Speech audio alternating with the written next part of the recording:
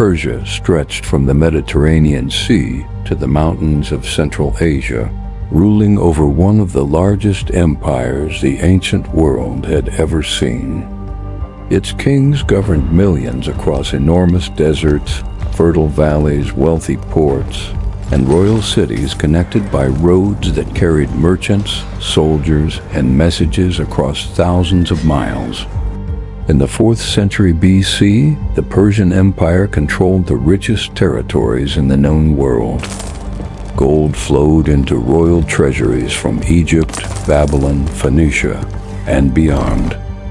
Its armies had conquered kingdoms for generations.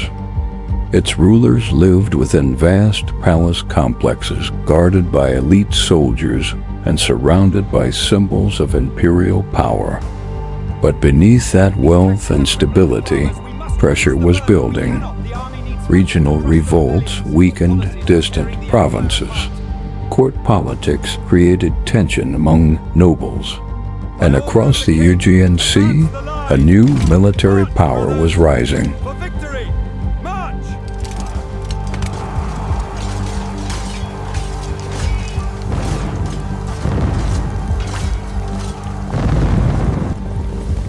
In the rugged kingdom of Macedon, King Philip II transformed a northern frontier state into the strongest army in Greece.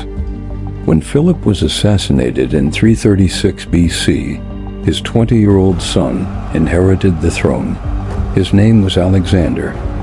Within less than a decade, he would defeat the Persian king, capture the empire's greatest cities, and bring an end to more than 200 years of Persian rule.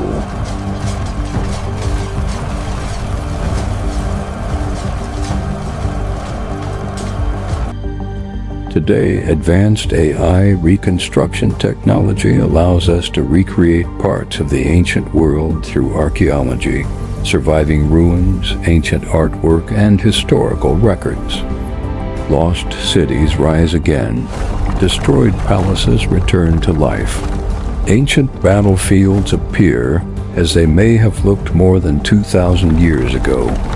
Using these reconstructions, we can step into the world Alexander the Great entered when he crossed into Persia with 40,000 soldiers. A world of enormous wealth, brutal warfare, and collapsing empires. Stay with us as we witness the rise of Alexander and the fall of the Persian Empire. Alexander was born in 356 BC in the Macedonian capital of Pella. To many Greeks living farther south, Macedon remained a rough and semi-civilized kingdom on the edge of the Greek world. But under King Philip II, the kingdom changed rapidly. Philip reorganized the army into a disciplined fighting force built around the Macedonian phalanx, dense formations of infantry carrying long spears known as sarissas. Combined with highly mobile cavalry and constant military training, the Macedonian army became unlike anything Greece had seen before. Alexander grew up surrounded by military campaigns and political strategy. His education reflected both warfare and intellectual ambition. Philip invited the philosopher Aristotle to tutor the young prince. Alexander studied literature, medicine, science, politics, and philosophy. Among the stories that influenced him most strongly was Homer's Iliad. Alexander admired Achilles deeply and carried a copy of the epic during later campaigns. Ancient writers describe him as highly intelligent, ambitious, and intensely competitive from an early age. One famous story from his youth involved a horse named Bucephalus. The animal appeared impossible to control and frightened everyone who approached it. Alexander noticed the horse was reacting to its own shadow. After turning it toward the sun and calming it, he mounted the horse successfully before the royal court. According to later accounts, Philip watched the scene and declared that Macedon would one day be too small for his son. In 336 BC, Philip II was assassinated during a public celebration. The sudden death of the king created immediate uncertainty across Greece. Alexander inherited the throne at only 20 years old. Several rivals challenged his position almost immediately. Greek city-states that had previously submitted to Macedonian authority began preparing rebellions. Alexander moved quickly. Potential rivals inside Macedon were eliminated, and military campaigns were launched against rebellious regions before opposition could fully organize. The city of Thebes became the clearest example of his response. Believing Macedonian control had weakened after Philip's death, Thebes revolted openly. Alexander marched south with remarkable speed and surrounded the city. After fierce fighting, much of Thebes was destroyed. Thousands of inhabitants were killed or enslaved. The destruction shocked the Greek world and discouraged further rebellion. By the time the campaign ended, Alexander stood as the uncontested ruler of Greece. Now he turned toward the goal Philip had originally planned before his assassination: the invasion of Persia. In 334 BC, Alexander crossed the Hellespont into Asia Minor with approximately 40,000 soldiers. Before beginning the campaign, he reportedly visited the site traditionally associated with ancient Troy. There, he honored Achilles, the legendary warrior he admired throughout his life. At the time, Persia remained vastly larger and wealthier than Macedon. The empire ruled over enormous populations and could field armies far larger than Alexander's invasion force. Still, Alexander moved aggressively. The first major battle took place at the Granicus River. Persian forces occupied strong defensive positions along the opposite bank. Many Macedonian commanders advised caution. Alexander attacked immediately. The crossing became chaotic as Macedonian cavalry fought through the river under heavy resistance. During the battle, Alexander nearly died when a Persian nobleman struck at him with an axe. One of Alexander's officers intervened moments before the fatal blow landed. The Macedonians eventually broke the Persian line. After the battle, Western Asia Minor began falling rapidly under Alexander's control. The invasion was no longer a raid. It had become a direct threat to the Persian Empire itself. Persian King Darius III gathered a massive army and moved north to confront Alexander personally. The two forces met near Issus in southern Anatolia. Although Persian numbers greatly exceeded those of the Macedonians, the narrow terrain limited their ability to maneuver effectively. Alexander concentrated his attack near the Persian center, where Darius stood surrounded by royal guards. The battle became intense and chaotic. Infantry formations collapsed into close combat, while cavalry fought along the edges of the battlefield. Eventually, Alexander's assault pushed toward Darius himself. The Persian king fled the battlefield. Once word spread that Darius had escaped, Persian resistance collapsed rapidly. Large numbers of soldiers abandoned the fight. The Macedonians captured the Persian camp along with members of Darius's family.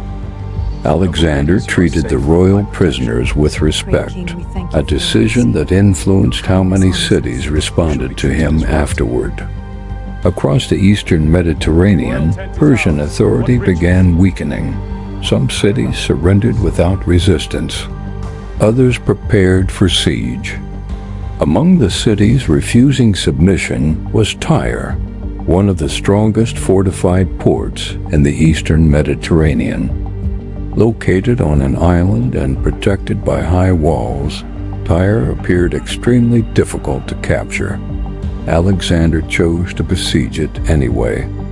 His engineers constructed a massive causeway connecting the mainland to the island city.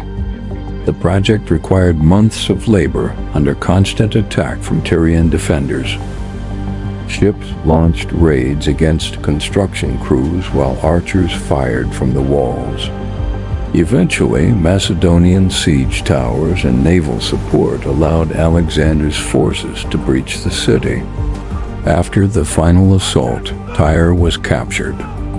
The siege demonstrated Alexander's determination to eliminate resistance completely, rather than leave hostile strongholds behind him.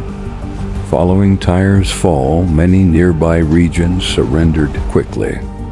Egypt accepted Macedonian rule without major conflict. After the fall of Tyre, resistance across the eastern Mediterranean weakened rapidly. Many cities surrendered without a fight. Persian authority was beginning to collapse.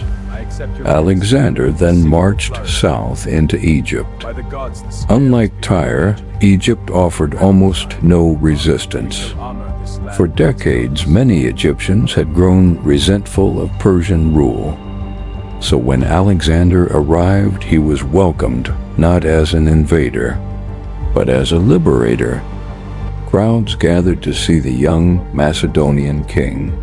Priests honored him in ancient temples along the Nile. And for the first time, Alexander entered one of the oldest civilizations on Earth. Egypt was unlike anything he had seen before. The massive pyramids, the giant stone temples, the endless Nile River cutting through the desert. Ancient monuments already thousands of years old stood across the landscape. Alexander quickly understood the importance of Egypt. The region controlled valuable trade routes and enormous agricultural wealth. But his ambitions stretched beyond conquest alone. Near the Mediterranean coast, Alexander selected the site for a new city. It would become known as Alexandria. Positioned between Egypt and the wider Mediterranean world, the city would eventually grow into one of the greatest centers of trade and learning in history. But while the city was still only a plan, Alexander traveled deep into the western desert toward a distant oasis called Siwa. There stood the Temple of Amun. The journey across the desert was dangerous. Harsh winds swept across endless sand dunes, while supplies became difficult to manage. Ancient writers later filled the journey with myths and strange stories. Some claimed mysterious guides appeared during the crossing. Others described sudden storms saving the army from thirst. When Alexander finally reached the temple, he entered alone to speak with the priests. Exactly what happened inside remains unknown. Ancient historians recorded different versions of the meeting, but afterwards something about Alexander seemed to change. Many believe the priests greeted him as the son of Ammon, a god associated with divine kingship in Egypt. Whether Alexander truly believed this or not, the experience strengthened his growing sense of destiny. He no longer viewed himself as simply the king of Macedon. Now he began presenting himself as ruler of something far greater, as a man chosen for world conquest. Meanwhile, far to the east, Persian king Darius III was gathering another massive army. The final struggle for the Persian Empire was approaching. Alexander would soon leave Egypt behind and march toward the greatest battle of his life, Gaugamela.